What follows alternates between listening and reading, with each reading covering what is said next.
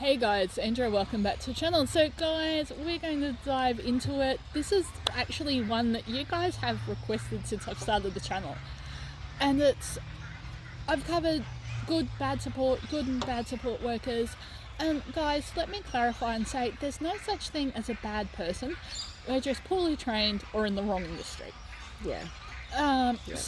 But there's so many myriad of choices of choosing a support agency. So Deb, from the coalface, I've gone through about 3 agencies, but there is the option to go with an independent worker. So when would you recommend someone go with an agency versus someone going with a independent worker? Well, I guess it's participant choice, and this is a good place to look at your choice and control. When you have someone that has a positive behaviour support plan, they must be the supports must be NDIA registered. So that's really important to note. Quite often in SILs, supported independent living, we have people with positive behaviour support plans. So you'll find that, and not all SILs now have to be NDIA registered companies that are looking after the SILs. They can be plan managed, so your funding in SIL can be plan managed, and you can have a unregistered company look after you. However, once there is a positive behaviour support plan, which is for behaviours of concern in place, you have to have someone that's NDIA registered. So there's a couple of important things initially to note. Now, it really comes down to choice and control. Some people feel more comfortable with a company because they feel like that there's a management system that they can go through. That if they're not happy with their support worker, they can go to management and let it work itself through that way. And each to their own. Some people really enjoy the fact that there's sometimes with private support workers, if you don't have enough private support workers and they get sick, you can be without support. Generally, with a company situation, that's not generally the case. More and more it's becoming the case purely because of a lack of support workers within company systems. So many have gone out to privately work. Yeah. And the difference for the worker is that, they could work with you in a company and their pay rate's half of what they would be if they work with you as a private worker. So there's a big difference for the worker. But then that's also something to be aware of as well, because I have heard participants described as cash cows by workers, and I have pulled that up straight away. You're not a cash cow. That's not what this is about. It's about supporting you properly, with quality, and extending your skills, building you, helping you learn to cook, helping you learn to sew, helping you learn to do the things that you want to do.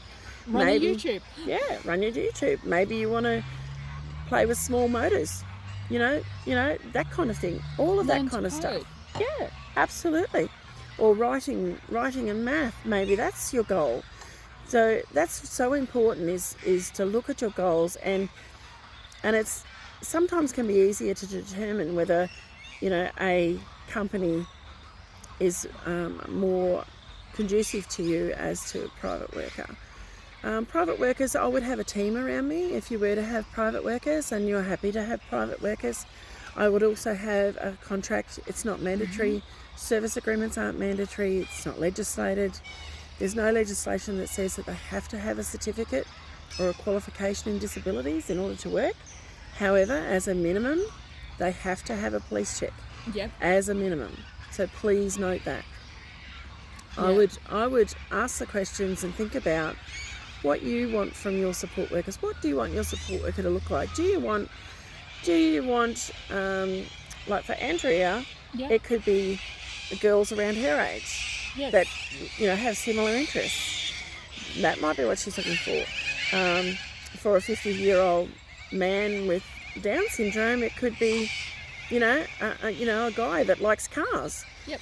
You need to have a bit of an idea of initially what you want in a support worker. Do you want women? Do you want men? Why do you feel one is better for you over the other? You know, what are your interests? How can you meld your interests with the support workers? How can they extend your interests?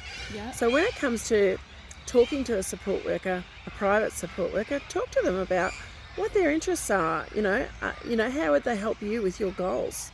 How are they going to pull you forward? How are they going to extend you from where you are? They're all really important things, and that applies to companies as well. It's just a support worker in general. How are they going to help you to get where you want to go? And it's really important to look forward and have the support workers that are looking forward. You want someone that doesn't come in grizzly and, someone that puts on their support worker coat when they come in the door and leaves their personal drama at the door. Yep. You don't want to hear all about, what happened at the family dinner. That's right. You don't want that. They shouldn't be doing that. When it comes to finances in and around support workers, recently I've seen something where they was talking about this thing that you can set up, and you can give them your card and give them permission to use X amount of dollars out of your card, and it'll show, who used it, what it was used for. And I'm really sorry, but if their job is to extend you and to help you with your capacity building, so they shouldn't be using your card. No. You use your card. They help with the transaction. They help, if you've got cash, they talk to you, like you might be gone for coffee and cake, $11. You've got a $20 note. You hand over a $20 note. Their question to you is, will you get change? Do you think you'll have change? How much change do you think you'll get? Let's count that change when it comes back. So the idea of your support worker is to teach you and help you learn everyday life stuff as you go along. If you're cooking a recipe, they're not to do it for you. They're there to assist you, to learn and work beside you. So to not get you into a place of learned helplessness or de-skilling you. No, we don't want to disenable. We want to enable. That's what we want to do all the time. Enable people. We want to help them. And something for someone with moderate intellectual disability. For sometimes for them to learn the simplest thing, like we might see it as a simple thing, but it's not for them. It's a big thing, and we should celebrate every time that we have that little game. Let's celebrate that. Let's get into that. Whether it be making a cup of coffee for yourself or just being able to get the things out. Yeah. But and the suggestions and support workers that are knowledgeable in. Okay, with Andrea, we got her a kettle that tips. You can. It sits in a cradle, and it tips, so you don't have to pick it up. The risk of burning is very much minimised by this tipping kettle. Doesn't mean that you still can't burn yourself, because you can. You're dealing with hot water, but those are the kinds of things. Like, have a support worker that is proactive for you. That's what it's about. And I know some support workers are very quiet. I know we have a lot of multicultural support workers. Give them a chance. Yep. Just give them a chance. Most of them are beautiful people. They're caring. They want to help you. They want to help you so much. And yes, and talking about that, if a culture is important to you, have the conversation. Yeah. So for me, being an adult volunteer with Guides Queensland, a big celebration for me is Thinking Day, which is 22nd of February, and Scouts, same day, Founders Day. So if there's things like Boys Brigade, Girls Brigade, do you want them to come and assist, and how do you have those conversations? And do you have cultural needs? Yeah. Do you have religious needs? Do you want to go to church every Sunday? Find a support worker that will support you in that. Find a support worker that will support you in your cultural needs. It's very important to retain your culture. We don't want you losing your culture. So with a private support worker, absolutely have a contract, and if you've got a support coordinator, make sure that your support coordinator is aware that you're looking for private support workers. Quite often you'll hear about private support workers word of mouth.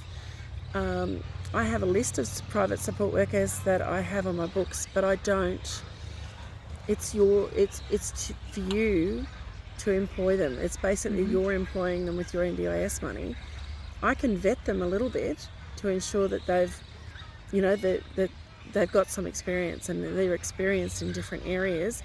And I wouldn't pass it, like if you had a child with autism, I wouldn't give you someone that has only ever worked with, I don't know, brain injury or physical disabilities. Yeah, I'd be more inclined to pass along the details of private support workers that do have the experience with children with autism, with all of those areas. So it's really important when you think about your support worker and who you need, look at your diagnosis, look at your needs. Do you need personal cares? Do you need someone to shower you? Do you need someone to help you on the toilet? Feeding you. And so peg feeding. Are you peg fed? Do you need help with trachea? Things like that. What do you need yourself? And look at those needs. Are those private support workers qualified in that area? Do they have an understanding of that area? What certificates do they have? What training have they had? Are they coming from a nursing background? Because I know a lot of people are coming from a nursing background into support. So and aged care. There's quite a few aged care workers that are going private disability support workers. There's quite a few childcare workers. I was a childcare worker. I did it for 10 years, and I had children with disabilities 0 to 5. I did family daycare and had 0 to 5 children that had disabilities, and then I went and worked in a school that is disability specialised. So I teacher aided for a little while, so I could look at all different areas and everybody across the range. I did high intensive support, wheelchair support, all of those things, and that's what you need to look at. What are your private support workers? What experience have they had? Where have they been? What have they done? But the main thing is, what can they do for you? How are they going to manage transport? If you have a dog that you take with you or you want to take with you, how are they going to manage that? Are they allergic to animals? Some people have an allergy to dogs or cats. Yes. What's your household like? Yeah. Are you, again, in the family home? You guys have all heard the infamous porridge story with young Chelsea, which still makes us chuckle to this day. So if you're in the family home, how are they going to manage relationships with family? That's right. And your expectations of what your support worker will be doing. I've had support workers go in and into a household, father and son. The son is the one with the disability. I've worked with him myself through respite, but support workers have gone to the house, and because he hasn't slept properly that night, he'll go to bed, but the father expects the support worker, to clean the whole house. Clean all of the dishes from last night as well as today. This kind of thing. You've got to look at your expectations of the support worker, and the support worker will be wanting to know, where those levels are at. I've seen private support workers actually abused by participants and feel like they can't leave because of the money, because they need that. Are they going to get another participant? Rubbish. Of course they're going to get another participant. It's just, and sometimes we've had, I've heard about private people that will only have private support workers because they can't work with companies. Yep. Companies have gone, no, I'm sorry, we're no longer able, no longer able to deal with your level of what your demands are. And they've gone, right, that's it, I'm going to go private worker and be very demanding. So you need to be aware of that as well. So it's on both sides, and you need to work that out. It takes a bit of time to build that trust and rapport with someone. It does. Give it a chance. Yeah. When it comes, and like I said, when it comes to these multicultural people, absolutely give them a go. Like, I know their accents can sometimes be pretty heavy, and can be hard sometimes to understand. But just, give that a go. Learn their culture, understand their culture, where they've come from. They have fascinating stories as well. Oh, So yes. it's, And there's a whole other story there that I'll do a solo one of a friend of mine who's a support worker and her adventures with Anzac Day. Oh, yes, absolutely. And that's the thing, like, they're here learning about us as well. So, and I find they're so caring and they Yes. so want to look after you. But I have come across quite a few that have been abused by over-caring and companies that decide that they can treat them however they like because they don't have a full understanding of their rights as a worker. I've seen that, and I've stood up for that, and I don't. Ooh. Yeah, I won't. Yeah. It doesn't matter who you are, And let's you to should put be it treated the same. And let's Yeah. put it out there. Like, we all have bad days. I know I'm no angel, but we all deserve respect as well. Sometimes So- it's around your neck, Andrea. But that's Yes. okay. Yes. We all have our days. We Days, all and have our it's days. how you manage it, Yeah. talking that conversation. And if the support worker's constantly cleaning, would that be a time to look at getting a professional housekeeper in? Yes. Asking for a housekeeper, Yeah. asking for a cleaner 2 hours a Don't week. use your support worker to clean for you if you need to go for appointments and stuff. That's where you need to use your support worker. Yeah. You need to use your support worker in doctor's appointments and things like that. If you're not understanding what that doctor is saying to you, or you feel like you're being bulldozed by anybody, use your support worker to help you with that. It's really important to have that in place with a good support worker that you can trust. And like I said, it takes a while to build that trust. Financially, I'm sorry, but unless you really have a problem with finances in a major way, I wouldn't give up my card to anybody. No. And a good support worker wouldn't want that. If you got a support worker that's thinking it's okay that they do their groceries at the same time as you, that's great if they're about to finish their shift. Yeah. And you're happy for that to happen, and you're talking about things and you're doing things at the same time, and you've agreed to okay, or your support worker says, oh, I've just got to grab a couple of things while I'm in here with you, is that okay? Yeah. And So you go, I've yeah, been sure, doing that's groceries fine. and I've had the support worker Yeah. out of milk. It's a bottle of milk. Yeah, as long as they stay with you though. Exactly. It's not about them wandering off and doing their own thing and leaving you to manage your groceries. No. It's not about that either. It's about you working together. If they're about to finish their shift, fine. I've heard stories about a support worker that picked up a young girl. She's very, very quiet. And she wouldn't have objected and wouldn't have said anything. She did tell mum when she got home. But that support worker took her and did her groceries, took her to her own home, unloaded her own groceries, and then proceeded with the shift. No, that's not on. That's not on. So there's things that you need to be aware, and if that's where your support coordinator is handy as well. If things are not, if you're finding things like that are happening, talk to your support coordinator. She'll yank the chain on that one. Yep.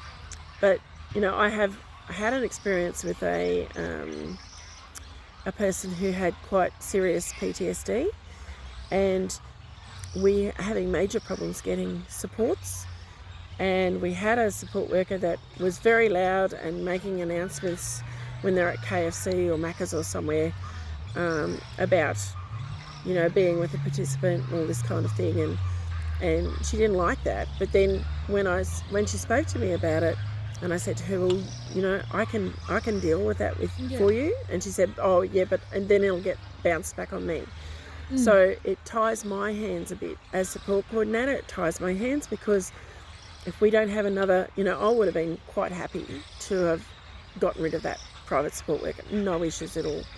I wouldn't have hesitated to do it. But she felt because we had so many issues finding a support worker, because she was, you know, quite a bit out of town, that, you know, she didn't want to lose that support either. So it really makes it quite difficult for me to try and have a conversation but not have it bounce back at the participant.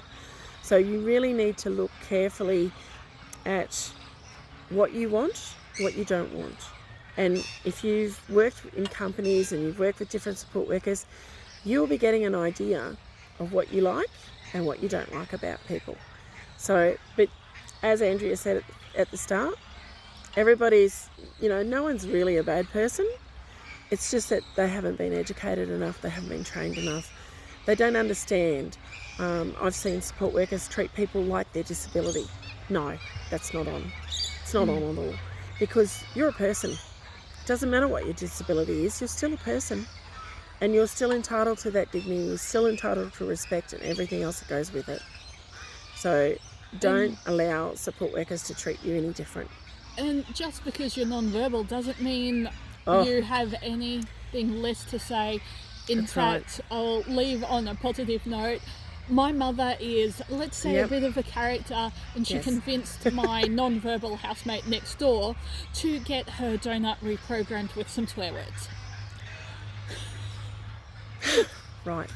So guys, I'll leave you on that thought of that was the participant's choice and control, and her sister-in-law's was driving that as well. So that is the crazy stories where some of my shorts are coming from. And if we've earned your subscription, please like, share, comment. And if you're an agency, drop it in the comments of what you guys do. You guys have a behaviour contract, participant contract. What do you expect of participants as well? Yeah. See you guys in the next video.